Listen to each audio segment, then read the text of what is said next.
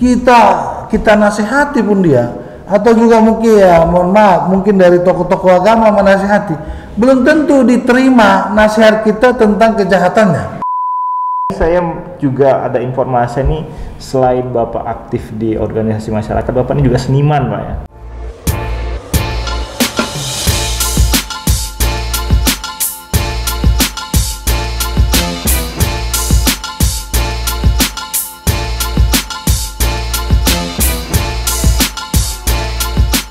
Ini kan kita udah Pak Petrus Golose mengajak seluruh elemen komponen war on drugs. Artinya kan di sini kan ormas harus ikut. Iya. Mereka bisa apa untuk ini?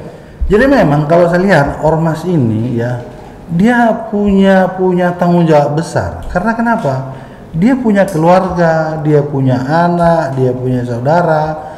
Bahkan juga kekhawatiran daripada ya katakanlah pengurus ormas ini, kalau ini sampai meresahkan, mungkin juga ya mobilnya atau sepeda motornya bisa nanti dicuri orang karena di sekitar kita sudah banyak narkoba. Maka mereka sangat mengharapkan bagaimana juga mereka dilibatkan untuk juga menanggulangi narkoba. Makanya kita sebagai BNN, leading sektor dalam hal narkoba ini ya, kita selalu mendorong bupati wali kota itu hendaknya menggunakan APBD, tetapi harus diawali juga perdanya. Nah, makanya juga kita harapkan juga DPRD juga kita harapkan supaya juga mendorong perda itu sesegera mungkin ada. Tanpa ada perda, pasti tidak berani seseorang ataupun OPD menggunakan anggaran itu dalam rangka penanggulangan narkoba. Nah, jadi anggaran itulah nanti yang akan dilakukan oleh ormas-ormas ini. Ya, kalau itu menjadi profesi buat dia, kita juga sangat mendukung. Ya, kita juga Pak Jokowi kan nggak diharapkan seluruh manusia ini menjadi pegawai negeri, menjadi TNI, menjadi Polri, tetapi dia bisa menciptakan profesi baru dan bahkan nanti sampai bisa dia berkreasi untuk bisa membuat bagaimana desa, kelurahan itu ada sesuatu hal yang bisa menarik untuk bisa mereka mencontohkan supaya orang tidak menjadi kurir. Karena saya pikir begini Pak Bas, kenapa orang jadi kurir? Karena nggak makan, karena tidak ada pekerjaan. Urusan sejengkal ya? Iya, dan yang kedua juga bahwa yang bersangkutan itu karena juga punya keterampilan. Makanya kita juga dari BNN sekarang ini mendorong bagaimana masyarakat ini ataupun di kawasan-kawasan rawan narkoba, kita buat juga pemberdayaan alternatif menggunakan kegiatan-kegiatan seperti keterampilan. Iya. Nah, jadi kalau saya di Siantar sekarang ini, saya sekarang lagi membuat makanan pelet ikan tawar supaya masyarakat ini supaya bisa kita ajarin cara membuat kolam lele, kolam belut, kolam nile tapi pakai terpal. Nah, solusinya kita buat makanan pelet itu bisa kita tekan harganya dari 11.000 harga pabrikan bisa kita tekan menjadi 4.500. Iya. Nah, kenapa? Karena kita akan bisa mengkoordinasikan dengan PTP 4 untuk limbah CPO-nya itu kita jadikan menjadi pelet, termasuk tadi bungkil ataupun tepung bungkil inti sawit juga itu kita berdayakan, termasuk juga tepung ikan laut yang sudah restannya itu kita olah, itulah kita buat menjadi makanan pelet ikan dan kita doronglah nanti masyarakat ini untuk membuat usahanya di depan rumahnya, di samping rumahnya. Untuk usaha ini dia paling tidak bisa menjadi sumber uang pendapatan dia untuk tidak lagi menjadi kurir narkoba. Nah, kalau ini sudah kita ajari para pecandu narkoba ataupun di kawasan rawan, itu sudah kita berikan keterampilan cara budidaya ikan lele, ikan nila, ikan gurami, ikan mas ataupun juga misalnya untuk budidaya ikan belut, pasti istrinya menjadi lawannya. Pasti istri itu akan menjaga suaminya. Udahlah bang, abang jangan lagi pergi-pergi lagi bang, dugem-dugem ataupun jadi kurir narkoba. Inilah bang usaha kita ini kita kerjakan. Kalau suaminya bertahan, mungkin istrinya akan ngomong, udah bang, pulangkan aja aku sama orang tuaku. Kalau abang nggak bisa diajari. Nah, ini salah satu alternatif yang akan bisa mereka akan meninggalkan untuk dunia gelap ataupun menjadi kurir narkoba. Begitu ditawari bandar narkoba, ini barang, ya sorry ya, itu masa lalu. Gitu dia. Tapi macam manapun kita nggak bisa pungkirin pemenuhan ekonomi itu perlu untuk bisa menjaga membentuk ketahanan keluarga. Mantap. Ya. kita kan apapun yang kita buat, pencegahan paling kecil kita mulai dari lingkungan keluarga, ketahanan keluarga. Nah, dalam hal ini Pak Haryanja ini berbuat di Siantar itu menciptakan suatu sarana atau itu usaha untuk menimbulkan sumber-sumber ekonomi yang baru untuk keluarga. Jadi ini Babas, di Siantar ini sudah ada pabrikan kita buat untuk produksi pelet. Jadi produksi pelet ini kita buat, ini kan karena kita buat juga kerjasama dengan PTPN 2, PTPN 3, PTPN 4. Kenapa PTP mau? Karena PTP itu bagian daripada kementerian lembaga, sebagai di bawah naungan Kementerian BUMN. Mereka juga mau membantu kita untuk memberikan materialnya itu kita gunakan menjadi bahan pelet ini, Pak Bas. Nah, jadi inilah kemudahan-kemudahan ini yang kita berdayakan. Sehingga muncullah pelet ini, harganya bisa di 4.500 dan kualitasnya sama dengan pabrikan punya. Nah, kalau 11.000 kita beli pabrikan di BNN 4.500, nah kenapa nggak kita gunakan ini gitu ya? Artinya supaya memudahkan untuk sumber pencaharian dalam keluarga itu bisa kita gunakan dengan pola usaha-usaha rumahan. Bisa kita beternak ikan tawar di halaman rumah kita. Dan juga itu Babas, itu kulit itu ataupun limbah CPO itu bisa kita bikin jadi kompos. Kompos itu nanti kita bikin lagi nanti tanaman-tanaman di polybag. Misalnya tanaman cabai rawit, cabai merah, cabai tali ya. Juga bisa kita bikin tanaman jahe merah, juga sayur-sayuran. Nah, kalau ini dilakukan, ini akan menjadi sumber pencaharian untuk kebutuhan sandang pangan. Pasti dia aman. Pasti kan dari ternak lele tadi, misalnya kita bikin terpalnya 3x3, itu sudah bisa 3.000 ekor. Nah, sisanya itu sudah bisa membeli beras untuk kebutuhan rumah. Nah, sehingga kalau ini Bapak sudah dia bisa menghidupi rumah tangga ya, saya yakin ditawari dia jadi kurir narkoba, pasti dia katakan, sorry bro, kita bukan lagi di sana. Dan ini yang Bapak lakukan di Siantar ini, kalau kita lihat ini kan terobosan BNN untuk kita mengatasi bahaya penyalahgunaan dan peredaran gelap narkoba. Supaya juga semua orang tahu ya bahwa mengatasi narkoba itu tidak melulu penangkapan, tidak melulu sosialisasi. Dan BNN kita ini bekerja segala cara yang bisa kita lakukan, ya kan? Kita unsur kita pencegahan, ya kan? Yang belum tahu jadi tahu. Kemudian kita juga ada rehabilitasi. Betul. Yang sudah kadung kita pulihkan. Nah, bagi untuk mempercepat kita ajak partisipasi masyarakat, ya kan? Untuk lingkungan yang rawan kita berikan pemberdayaan alternatif. Kemudian ya sudah jelas kalau yang sudah menjual kita tangkap, ya kan? Kita putus jaringannya, kita miskinkan. Jadi ya kita bangga ya sebagai anggota BNN ya. Karena ya pimpinan kita ini selalu memesankan pada kita bahwa kerja di BNN itu ibadah. Iya, setuju. Ada kepuasan kita tuh kalau misalnya ada keluarga yang membawa anggota keluarganya tuh pengen direhab, kemudian sudah sembuh, itu kita senang lihat. Betul. Kemudian kawasan rawan yang mungkin dulunya kampung narkoba, dengan intervensi kita bersama seluruh jajaran pemerintah daerah, kita buat lebih baik, itu kan kita bangga. Kan? Itu memang usaha BNN tuh kita berusaha sekuat tenaga lah ya. Betul. Pak Haryanja juga kan di Siantar berusaha sekuat tenaga nih kan. Nih kalau Pak Haryanja ini saya dari tadi manggil Pak Haryanja sebenarnya agak gagu. Ya biasa manggil Katuo. Itu dia. Itu baru pas. Jadi memang kalau ya kita melihat sepanjang karir Pak Haryanja ini orang yang selalu dekat dengan masyarakat, terutama ormas. Terbukti setiap kegiatan yang mobilisasi massa nggak ada lawannya. Ini juga tadi kan nih mungkin mungkin ini Katuo nih enaknya. Ini kan kita di Medan ini kok orang bilang negeri para Katuo, negeri para ketua ya. Mungkin Katuo ini ada pesan untuk ketua-ketua yang lain nih. Apa yang bisa mereka buat di Sumut ya kan untuk menciptakan kampung yang Sumut bersinar tuh apa yang bisa kita buat?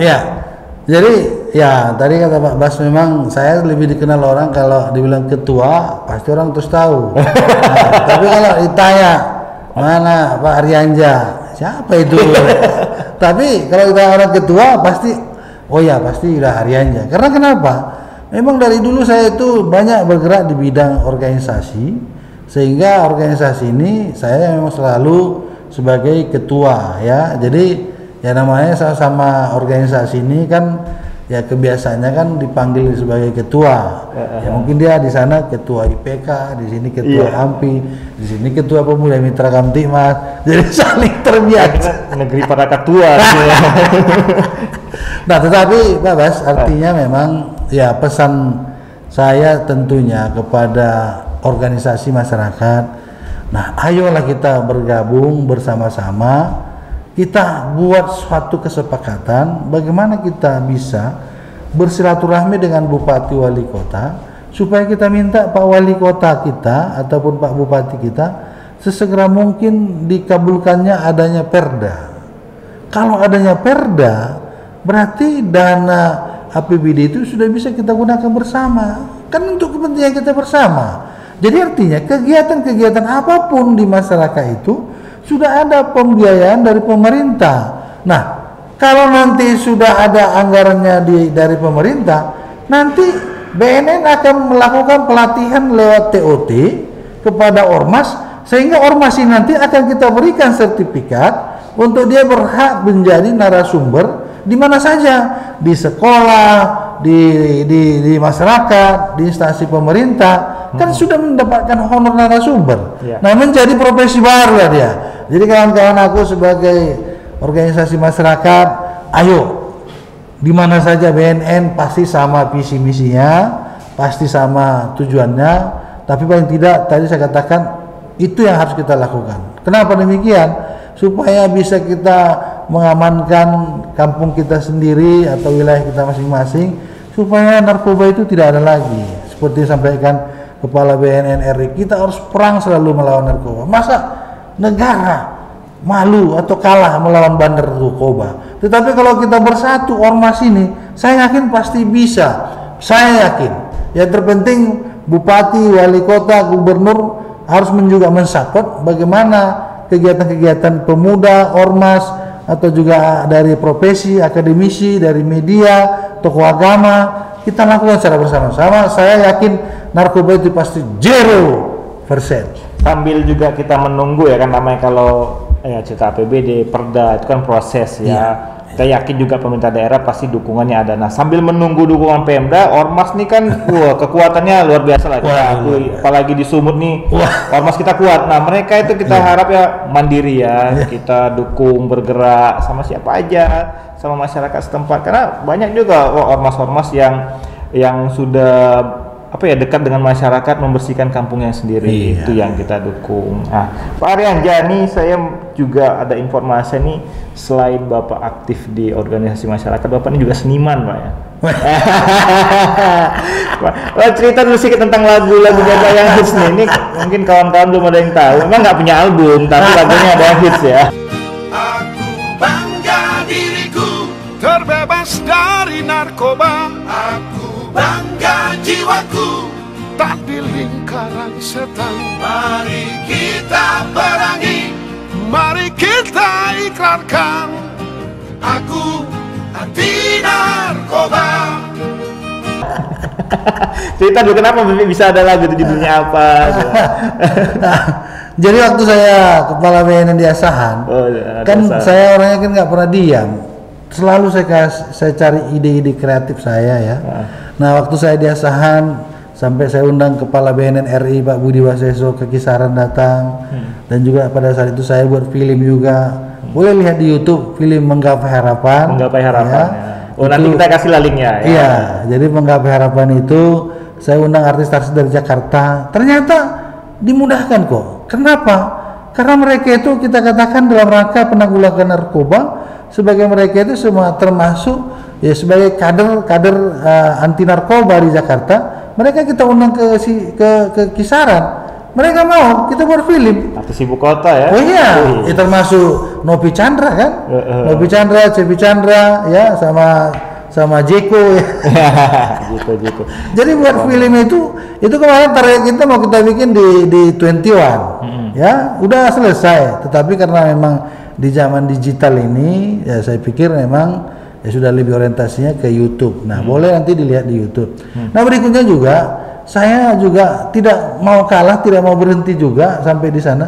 Saya juga menciptakan lagu-lagu tentang anti narkoba, memberikan, ya kata orang, lagu itu adalah doa, lagu itu adalah pesan, ya. Nah, jadi ada seorang penyanyi legendaris mengatakan, seorang penjahat yang luar biasa kita nasihati pun dia, atau juga mungkin ya mohon maaf mungkin dari tokoh-tokoh agama menasihati, belum tentu diterima nasihat kita tentang kejahatannya. Tetapi kalau jam 1 malam dia lagi termenung mendengarkan lagu dan dia bisa akan menangis meresapi makna daripada lagu itu. Nah, jadi bahwa lagu itu adalah pesan. Nah, dan lagu ini akan memudahkan orang untuk menghafal tentang bahaya narkoba. Jadi saya tuh ada menciptakan 10 lagu tentang narkoba. Udah jadi satu album harusnya. Ini saya yang tahu baru satu. Ada 10 rupanya. Dan kemarin itu saya ajak kerjasama dengan penyanyi legendaris orang kita Batak, Buntora Situmorang. Itu ada 10 kami ciptakan lagunya, dan ya lagunya saya share saja di YouTube. Ya ini masing-masing ya silakan aja digunakan. Nah, itu saya ikhlas bisa di mana saja dimanfaatkan untuk memudahkan orang bisa meresapi, untuk orang bisa mengatakan menolak narkoba. Jangan kita harapkan kepada anak-anak milenial sekarang, kalau disuruh lagu Indonesia Raya mungkin belum bisa tahu dia, mungkin nggak tahu dia. Anak sekarang misalnya katakanlah SD SMP, yang dia tahu hanya lagu-lagu cinta, ya kan? Tetapi kalau boleh juga ya tentang himbauan narkoba itu perlu kita buat, kan gampang sekali, tinggal disimpan di handphone. Ya mungkin juga di sekolah bisa diputar setiap hari untuk memberikan himbauan tentang bahaya narkoba. Ya seperti aku anti narkoba, ya, atau juga tolak narkoba. Banyak lagu-lagu yang kita buat. Nanti ya, bisa kita. Jadi kalau sobat BNN tahu lagunya tuh apa ya? Gampang lengket di apa ya, di kuping. Ya, nanti kita share nanti linknya di video kita ini. Nanti nih kalau ada yang yang hobi TikTokan, kita tantang nih supaya buat video itu pakai lagunya Katuo nih. Nanti kita lihat ada nggak yang mau ya. Nih, supaya anti narkoba itu menggapai semua ya. Betul. Mau dari yang cara tatap muka, cara yang film, cara yang apa itu kita buat. Nah, sini lagu nanti kita share linknya, nanti Katuo buat ya kan? Buat kita share di video ini. Ada nggak yang mau buat TikTok dari kayak itu ya kan? Nih terakhir Katuo, ini Katuo kan juga kalau kita bilang nih wali kotanya narkoba, urusan narkoba di Siantar ya kan? Karena kita dengan Siantar ya kan, wali kota urusan narkoba ya kan? Pesan Bapak nih untuk masyarakat Siantar, anak-anak muda Siantar itu apa? Ya, bagi warga masyarakat kota Siantar, anak-anak muda, milenial, mahasiswa, semua masyarakat kota Siantar itu kecil, tetapi kalau kita bersatu pasti bisa kita buat Siantar itu menjadi kota bersih narkoba. Nah, saya berharap kepada masyarakat, ayolah datang ke BNN Kota Matang Siantar, pasti akan saya ladeni, pasti saya akan mau bekerja sama, dan apapun menjadi program kita bersama-sama, saya pasti siap mendukung masyarakat Kota Matang Siantar. Wujudkan Siantar bersinar. Siap. Bersih narkoba. Siantar kota bersih narkoba. Itu dia. Terima kasih Pak Haryanja, Pak Katuo Haryanja atas waktunya untuk kita bincang-bincang di podcast Sadatona. Podcast yang kita pengen selalu setiap episodenya memberikan satu pesan kepada pendengar kita, Sobat BNN, baik yang menonton di YouTube ataupun yang mendengar melalui Spotify. Kita sudah on air sekarang di Spotify Katuo. Nanti dicarilah, dilihat-lihat ya. Oke, terima kasih, itu aja obrolan kita pada hari ini. Mudah-mudahan kita bermanfaat dan kita selalu sehat, yang dengar juga selalu sehat. Assalamualaikum warahmatullahi wabarakatuh. Sampai jumpa di episode berikutnya. Waalaikumsalam.